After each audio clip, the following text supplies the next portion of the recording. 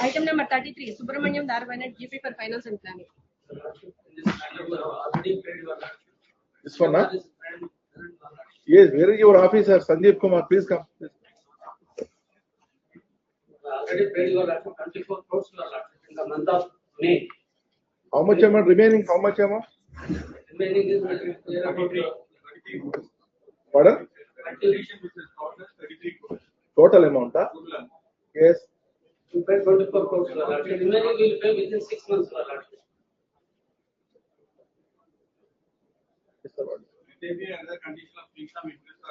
Sir, సమాజంలో బాధ్యత ఎక్కడ ఉంది sir? Senior, you senior, social responsibility ఎక్కడ ఉంది చెప్పండి. మనకు వచ్చే ఆదాయం ఎంత, బయటికి పోతున్నది ఎంత? ఎవరో చెప్పిన దాన్ని బట్టి చూస్తే 3,24,000 కోట్లు, వాళ్ళకు వచ్చేది 2,70,000 కోట్లు. 1,50,000 కోట్లు శాలరీ రూపంలో పోతే, లోన్ల పేమెంట్ రూపంలో పోతే, అంతకుముందు చేసిన అప్పుల రూపంలో పోతే వాళ్ళకి మిగిలింది 90,000 కోట్లు. అందులో వెల్ఫేర్ కింద ఎంత పోతుంది? 89,000 కోట్లు పోతుంది వెల్ఫేర్ పథకాల కింద. కూర్చుంటే డబ్బులు, నిలబడితే డబ్బులు, ఏం చేయకపోతే డబ్బులు. కొన్ని నిజాయితీగా పోతున్నాయి. పల్సర్ బైక్ వేసుకొని ఉచిత బియ్యం పట్టుకుని పోతున్నారు. ఎంత పడ్డని పడుతుంది వాళ్ళ మీద? ఎవరికైనా బాధ్యత ఉందా సమాజంలో? చెప్తే ఎవరికైనా, మనందరం కూడా, నేను ఆ పౌరుడే కాబట్టి ఎన్ని అనవసరమైన ఉచిత పథకాలు ఇవ్వాల్సిందే. మరి ఎంతమంది అనవసరంగా తీసుకుంటారు చెప్పండి. ఆ రైతు బంధు పథకం ఉంది, కోటీశ్వరులు కూడా రైతు బంధు ఇవ్వట్లేదా? ఎంత బడ్డెను పడుతుంది రాష్ట్రం మీద? ఈ భవిష్యత్ అవసరం పిల్లలకి ఏం మిగులుతుంది రేపొద్దున? ఏ ప్రభుత్వం వచ్చినా ఏం చేయగలుగుద్ది? ఒకప్పుడు ఏంది, ఈ దేశానికి మనం ఏమి ఇచ్చాం అనుకునే వాళ్ళం. ఇప్పుడు ఈ దేశం మనకేమిచ్చింది? ఒకప్పుడు ఏముంది, మన ఊరికి ఏమి ఇచ్చారు, లేకపోతే మన గ్రామానికి ఏమి ఇచ్చారు, లేకపోతే మన వీధికి ఏమి అడిగారు. ఇప్పుడు ఏంటి, ఇంటికి వచ్చింది, మన ఇంటికి ఏమి ఇచ్చారు, నాకేమి ఇచ్చారు. ప్రజల టెండెన్సీ చూడండి, ప్రజలు నాకేమి ఇచ్చారు, ఈ దేశం నాకేమి ఇచ్చింది. ఒకప్పుడు ఏముంది, గాంధీ గారిను, నెహ్రూ గారు చూసి మిగతా వాళ్ళని చూసినప్పుడు, ప్రకాశం పంతులు గారిను, లేకపోతే అందరూ ఏమనుకున్నారు, ఈ దేశానికి నేను ఏదైనా ఇవ్వాలి, ఈ దేశంలో నేను పుట్టినందుకని అనుకున్నాను. ఇప్పుడేంటి, ఈ దేశం నాకేం ఇచ్చింది? ఇన్ని ఉచిత పథకాల ఏమన్నా ఒక్క తెల్ల కార్డు తీసేయగలరా? ఒక్క తెల్ల కార్డు తీసేస్తే ఇంకో రకమైన రాజకీయ పరమైన గొడవలు, ఫలానాది చెయ్యొద్దు ఇంకో రకమైన విమర్శలు. ఆఫీసర్లు ఏం చేస్తారు? 3,000, 4,000 కేసులు ఆయన మీద ఉన్నాయి. నేను చూశాను, మొత్తం కూడా చూస్తే ఇక ఈ జీవితకాలం పాటు ఆయన జైల్లోనే ఉంచాలి. ఈ రకం ఆ సెక్రటరీ గారు పోస్ట్ లో ఉన్నందుకు పాపం ఇక ఆయన లైఫ్ అంతా ఎక్కడున్నారంటే ఇంట్లో జైల్లో ఉంచాలి. జైల్లో ఉంచి అక్కడి నుంచే పని చేయించాలి. ఏం చేస్తారు చెప్పండి? చాలా ప్రాక్టికల్ గా చాలా డిఫికల్ట్ అయిపోతుంది.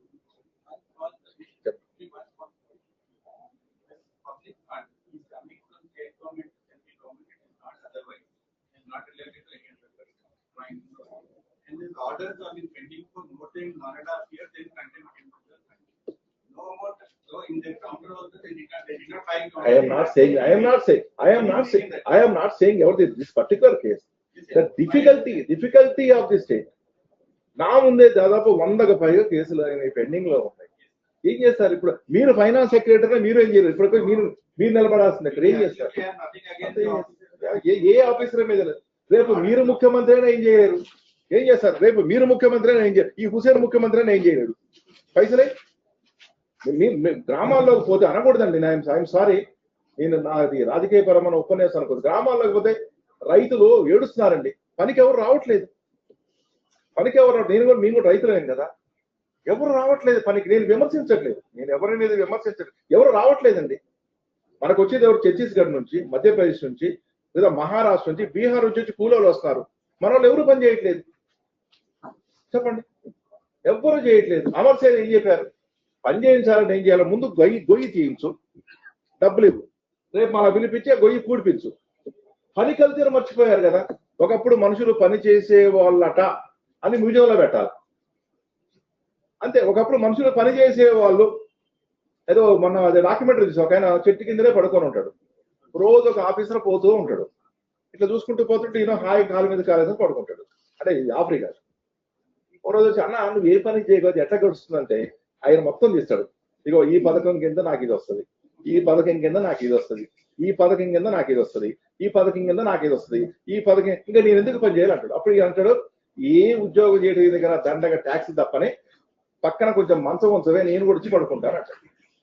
ఇది దయచేసి నేను ఏదో రాజకీయ పరమైన ఉపన్యాసమో ప్రభుత్వం అనేది విమర్శించట్లేదు, మనందరం ఆలోచించాలి కదా, సార్. ట్యాక్స్ పేయర్స్ రేపు పొద్దున భవిష్యత్తు ఏంటి పిల్లలది? ఇవన్నీ తీర్చడం కోసం రైట్ రాంగ్ ఏదో ల్యాండ్స్ కూడా అమ్మేస్తా ఉన్నారు. రేపు పొద్దున భవిష్యత్తు అవసరాల పరిస్థితి ఏంటి? ఉన్నాయని అప్పు చేసి ఎవరన్నా బెంజికారు ఉంటాడా? ఇప్పుడు మనం కూడా జీతాలు చేస్తున్నాం, మనం ఎర్ర బస్సులో పోగలం, ఎయిర్ బస్సులో బిజినెస్ క్లాస్ పెడితే ఎంతకాలం ఉంటుంది సంసారం? ఇది ఎవరిని విమర్శించట్లేదు. నాకు బాధగా ఉంది, ఆఫీసర్ పిల్లలు నాకు బాధగానే ఉంది. ఇది నైస్ ఆఫీసర్, కానీ ఏం చేస్తారు ప్రాక్టికల్ గా? ఇంజనీరింగ్ కాలేజ్ పిల్లలు మేనేజ్మెంట్ ని కూడా బ్లాక్ మెయిల్ డామినేట్ చేస్తారు. మేము కాలేజీకి రామంటారు, వాడిని బతీలాడి కూడా అటెండ్ చేయాలి. ఎవడన్నా చదువుకునేవాడికి ఫీజు కడతాడు, బడి మానేసుడు కూడా ఫీజు కడతారు. మీరు అర్థం చేసుకోండి, బడి మానేసుడు ఫీజు. ఇంజనీరింగ్ పిల్లలు, మెకానిక్ ఇంజనీరింగ్ చదువుకున్న పిల్లోడు వాడి స్కూటర్కి వాడు తగ్గేసుకోలేదు, మళ్ళీ మెకానిక్ రావాల్సిందే. మేధావులు ఉన్నారు, చదువుకునే వాళ్ళు ఉన్నారు, కానీ బాగా చదువుకునే వాళ్ళకి కట్టండి, అరుగులైన వాళ్ళకి పథకాలు ఇవ్వండి. ఏంటంటే ఎన్ని ఫ్యామిలీస్? 1,20,00,000 ఫ్యామిలీస్, 1,90,00,000 పీపుల్ కి 1,09,00,000 పీపుల్ కానీ ఉచిత పథకాల బెనిఫిషియర్స్ ఎంతమంది ఉన్నారు ఇప్పుడు? 1 crore ఉన్నారా? ఫ్యామిలీస్ 1,50,00,000 అనుకోండి. పథకాలు ఎంతమందికి పోతున్నాయి?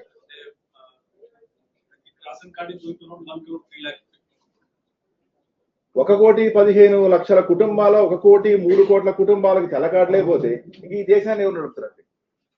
ఇలాగే సాగుతూ పోతే కొంతకాలానికి కుబేరుడు కూడా డబ్బులన్నీ అయిపోయి పనికార పథకంలో కూలికి వస్తాడు. ఎందుకు వచ్చిన కుబేర అంటే ఏం చేయమంటండి, ఈ డబ్బులు కట్టలేక మొత్తం కూడా అర్థకరప అయిపోయింది అని తట్ట మోస్తూ ఉంటాడు. మన పక్కనే చెరువులో కూడికలు తీసుకుంటూ తిరుగుతాడు. పైగా ఈ పథకానికి కుబేరాన్ని పెట్టారు. ఇది విమర్శ కాదు, దయచేసి వినండి. ఎవరన్నా కూడా అపార్థం చేసుకుని ఏమి రాయదు. ఆవేదనతో చెప్తున్నాం, భవిష్యత్తు అవసరాల గురించి చెప్తున్నాం. రేపు పొద్దున ఎవరు వచ్చినా సరే డేంజర్ బిల్స్ మోగుతున్నాయి. ప్రాక్టికల్ గా సాధ్యం కాదు. 3 లక్షల రూపాయలు జీతం ఉంటే 3 లక్షల రూపాయల కుటుంబానికి ఖర్చు అవ్వాలి. ఇలా రకరకాలుగా కానీ పోతే చాలా ప్రమాదకరమైన పరిస్థితిలో సమాజం పడబోతోంది. అది అందరూ అర్థం చేసుకోవాలి, అవేర్నెస్ రావాలి.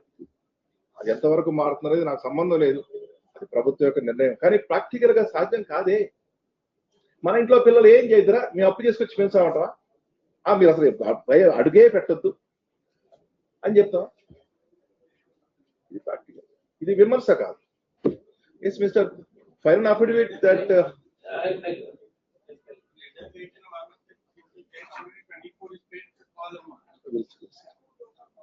how much amount was paid on 13/5/2026, sir? Yes, Sir, this is proceedings. Kindly go through this. Head counsel for the petitioners, respondents, the officers also name was appeared before this court. Appearance of the officers dispense with until further order. The government Peter submitted proceedings dated 13/5/2026, sir, stating that 25 crores 45,70,893 was paid on 13/5/2026. Remaining amount, they want to file a detailed affidavit for payment of through installments. At request, file an affidavit with this matter on 19th of this month. File an affidavit to that extent. Dispense with order, no need to come again.